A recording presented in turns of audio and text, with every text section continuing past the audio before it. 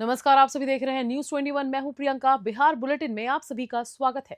NEET की छात्रा स्नेहा की संदिग्ध मौत पर राज्यसभा सांसद उपेंद्र कुशवाहा ने परिजनों से मुलाकात की। उन्होंने न्याय दिलाने का भरोसा दिलाते हुए मामले में गहन जांच की मांग की। बनारस स्थित एक छात्रावास में नीट की तैयारी कर रही स्नेहा की संदिग्ध मौत के बाद मामला गर्माता जा रहा है।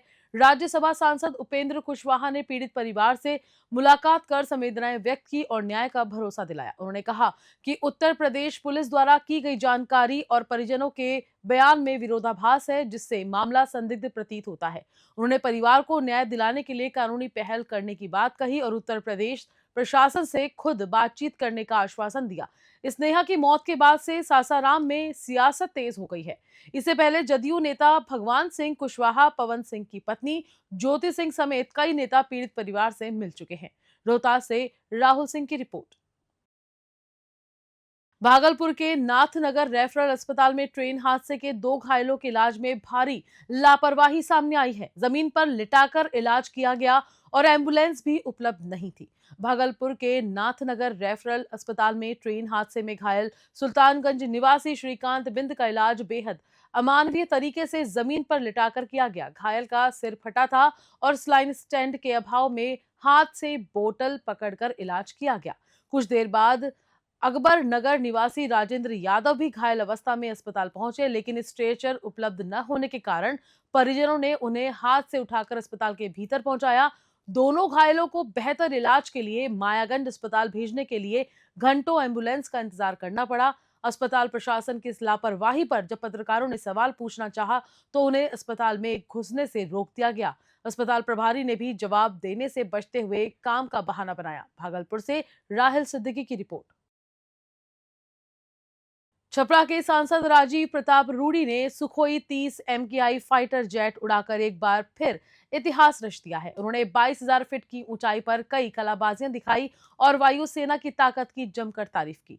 छपरा के बीजेपी सांसद राजीव प्रताप रूडी ने सुखोई 30 MKI विमान में 52 मिनट तक उड़ान भरी, जिसमें उन्होंने टंबल, लूप और बैरल रोल जैसे एडवांस युद्धाभ्यास किए। ये उनकी सुखोई की दूसरी उड़ान थी। इससे पहले वे राफेल भी उड़ा चुके हैं। रूडी ने इसे एक अविस्मरणीय अनुभव बताया और कहा कि ये शक्ति, गति और सहन शक्ति की परीक्षा थी।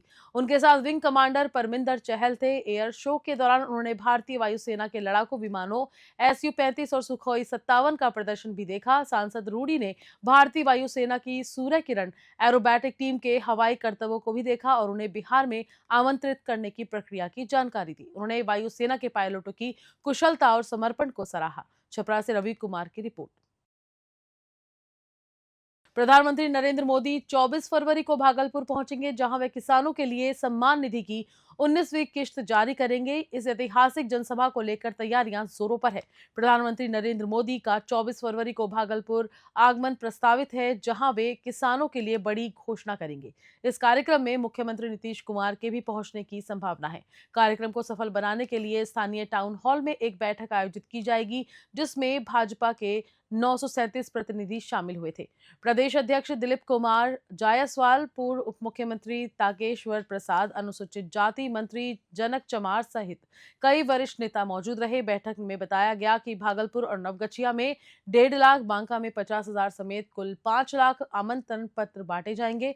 प्रधानमंत्री की सभा को ऐतिहासिक बनाने के लिए गांव-गांव और घर-घर जाकर आमंत्रण देने की योजना है। भागलपुर से रियाज खान की रिपोर्ट। आमंत्रण पत्र के माध्यम से सभी किसानों को भागलपुर बुलाने का काम कर रहे हैं। जिला प्रशासन के द्वारा सभी तरह की व्यवस्था, चाहे वो पार्किंग की व्यवस्था हो, चाहे ट्रैफिक कंट्रोल की व्यवस्था हो, सभी तरह की व्यवस्था कर रही है जिला प्रशासन और एक अद्भुत और ऐतिहासिक जनसभा होने जा रहा है।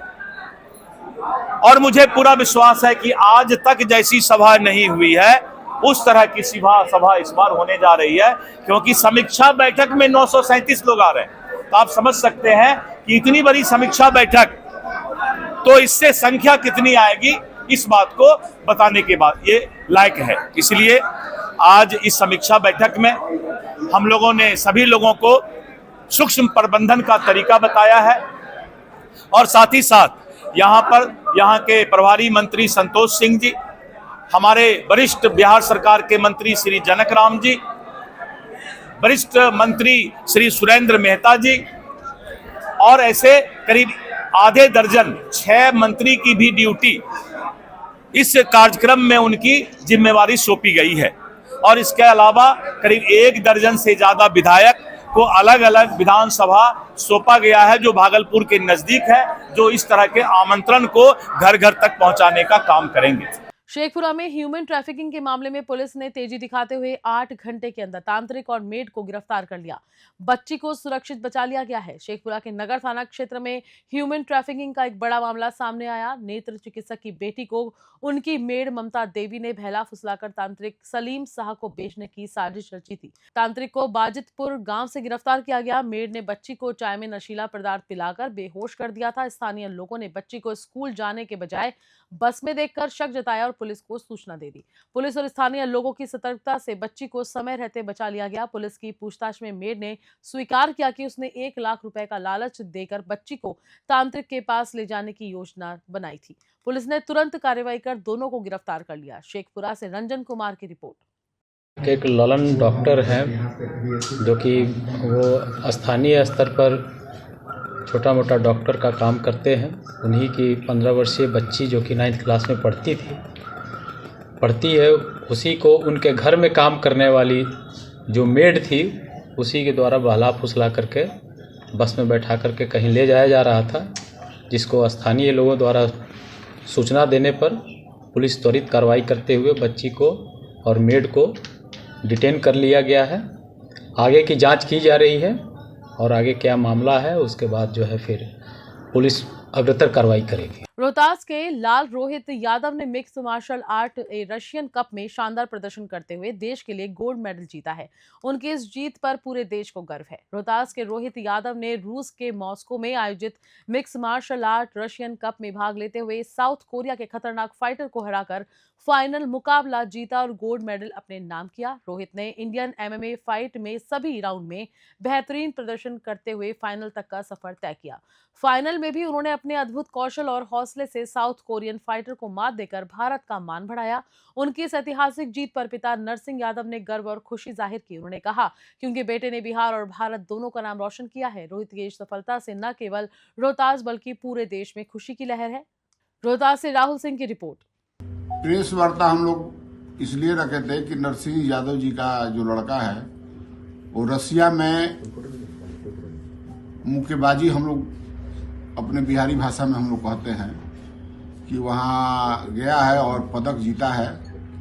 और इन्हीं बातों को लेकर के आप लोगों को हम लोगों ने बुलाया था। बहुत सादगी के साथ हम लोग जो बिहार स्तर, देश के स्तर पे और राज्य स्तरीय जो रोहतास जिला का और कैमूर जिला से आते हैं, शाहाबाद प्रमंडल से नरसिंह यादव जी, इनका व्यवसाय है यहाँ पे और इनका बेटा गया था खेलने के लिए और जीता है, इस जिले का नाम रोशन किया है।